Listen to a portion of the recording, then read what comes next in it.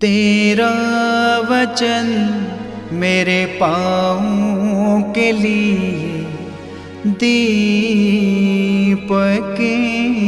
है और मेरे मार्ग का उजियाला है। तेरा वचन मेरे पाँवों के लिए दीपक है।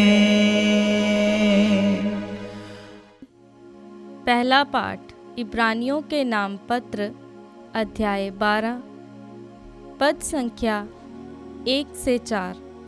जब विश्वास के साक्षी इतनी बड़ी संख्या में हमारे चारों ओर विद्यमान हैं, तो हम हर प्रकार की बाधा दूर कर अपने को उलझाने वाले पाप को छोड़कर और यीशु पर अपनी दृष्टि लगाकर धैर्य के साथ उस दौड़ में आगे बढ़ते जाएं जिसमें हमारा नाम लिखा गया है। यीशु हमारे विश्वास के प्रवर्तक हैं और उसे पूर्णता तक पहुंचाते हैं। भविष्य में प्राप्त होने वाले आनंद के हेतु उन्होंने क्रूस का कष्ट स्वीकार किया और उसके कलंक की कोई परवाह नहीं की। अब वह ईश्वर के सिंहासन के दाहिने विराजमान हैं। कहीं ऐसा ना हो कि आप लोग निरुत्साह होकर हिम्मत हार जाएं। इसलिए आप उनका स्मरण करते रहें जिन्होंने पापियों का इतना अत्याचार सह लिया। अब तक आपको पाप से संघर्ष करने में इतना रक्त नहीं बहाना पड़ा है। यह प्रभु की वाणी है। ईश्वर को धन्यवाद। भजन अनुवाक्य। हे प्रभु, जो तेरी खोज में लगे रहते हैं वे तेरी स्तुति करेंगे। हे प्रभु, जो तेरी खोज में लगे रहते हैं वे तेरी स्तुति करेंगे। मैं प्रभु भक्तों के सामने अपनी मन्नतें पूरी करूँगा। जो दरिद्र हैं वे खाकर तृप्त हो जाएंगे। जो प्रभु की खोज में लगे रहते हैं वे उसकी स्तुति करेंगे। उनका हृदय सदा ही आनंदित रहेगा। अनुवाक्य। हे प्रभु, जो तेरी खोज में लगे रहते हैं वह तेरी स्तुति करेंगे। समस्त पृथ्वी के निवासी प्रभु का स्मरण करेंगे और उसके पास लौट आएंगे। सभी राष्ट्र उसे दंडवत करेंगे। पृथ्वी के सभी शासक उसके सामने नतमस्तक होंगे। सभी मनुष्य उसकी आराधना करेंगे। अनुवाक्य। हे प्रभु, जो तेरी खोज में लगे रहते हैं वह तेरी स्तुति करेंगे। मैं उसके लिए जीता रहूँगा और मेरा वंश उसकी सेवा करता रहेगा।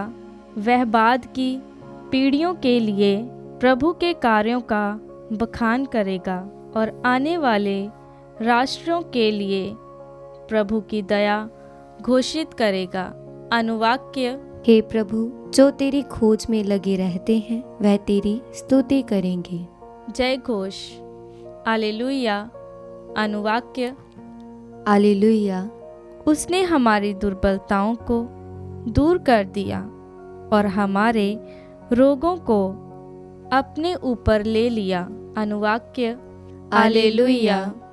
पवित्र सुसमाचार संत मार्कुस के अनुसार अध्याय 5 पद संख्या 21 से 43। जब ईसा नाव से उस पार पहुँचे तो समुद्र के तट पर उनके पास एक विशाल जनसमूह एकत्र हो गया। उस समय सभागृह का जैरुस नामक एक अधिकारी आया। ईसा को देखकर वह उनके चरणों पर गिर पड़ा और यह कहते हुए अनुनय विनय करता रहा, मेरी बेटी मरने पर है, आइए और उस पर हाथ रखिए, जिससे वह अच्छी हो जाए और जीवित रह सके। ईसा उसके साथ चले। एक बड़ी भीड़ उनके पीछे हो ली और लोग चारों ओर से उन पर गिरे पड़ते थे। एक स्त्री 12 बरस से रक्तस्राव से पीड़ित थी। अनेकानेक वैद्यों के इलाज के कारण उसे बहुत कष्ट सहना पड़ा था और सब कुछ खर्च करने पर भी उसे कोई लाभ नहीं हुआ था, बल्कि वह और भी बीमार हो गई थी। उसने ईसा के विषय में सुना था और भीड़ में पीछे से आकर उनका कपड़ा छू लिया, क्योंकि वह मन ही मन कहती थी, यदि मैं उनका कपड़ा भर छूने पाऊँ तो अच्छी हो जाऊंगी। उसका रक्तस्राव उसी क्षण सूख गया और उसने अपने शरीर में अनुभव किया कि मेरा रोग दूर हो गया है। ईसा उसी समय जान गए कि उससे शक्ति निकली है। भीड़ में मुड़कर उन्होंने पूछा, किसने मेरा कपड़ा छुआ? उनके शिष्यों ने उनसे कहा, आप देखते ही हैं कि भीड़ आप पर गिरी पड़ती है, तब भी आप पूछते हैं किसने मेरा स्पर्श किया।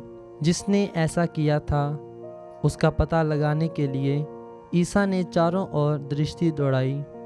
वह स्त्री यह जानकर कि उसे क्या हो गया है, डरती कांपती हुई आई और उन्हें दंडवत कर सारा हाल बता दिया। ईसा ने उससे कहा, बेटी, तुम्हारे विश्वास ने तुम्हें चंगा कर दिया है। शांति प्राप्त कर जाओ और अपने रोग से मुक्त रहो। ईसा यह कह ही रहे थे कि सभागृह के अधिकारी के यहाँ से लोग आए और बोले, आपकी बेटी मर गई है, अब गुरुवर को कष्ट देने की ज़रूरत ही क्या है। ईसा ने उनकी बात सुनकर सभागृह के अधिकारी से कहा, डरिए नहीं, बस विश्वास कीजिए। ईसा ने पेतरुस, याकूब और याकूब के भाई योहन के सिवा किसी को भी अपने साथ आने नहीं दिया। जब वे सभागृह के अधिकारी के यहाँ पहुँचे तो ईसा ने देखा कि कोलाहल मचा हुआ है और लोग विलाप कर रहे हैं। उन्होंने भीतर जाकर लोगों से कहा, यह विलाप क्यों? लड़की मरी नहीं, सो रही है। इस पर वह उनकी हंसी उड़ाते रहे। ईसा ने सबको बाहर कर दिया और वह लड़की के माता पिता और अपने साथियों के साथ उस जगह आए जहाँ लड़की पड़ी हुई थी। उन्होंने लड़की का हाथ पकड़कर उससे कहा, तालिथा कुम। इसका अर्थ है, ओ लड़की, मैं तुमसे कहता हूँ, उठो। लड़की उसी क्षण उठ खड़ी हुई और चलने फिरने लगी, क्योंकि वह 12 बरस की थी।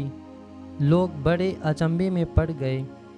ईसा ने उन्हें बहुत समझाकर आदेश दिया कि यह बात कोई ना जान पाए और कहा कि लड़की को कुछ खाने को दो। यह प्रभु का पवित्र सुसमाचार है। क्रिस्त की जय।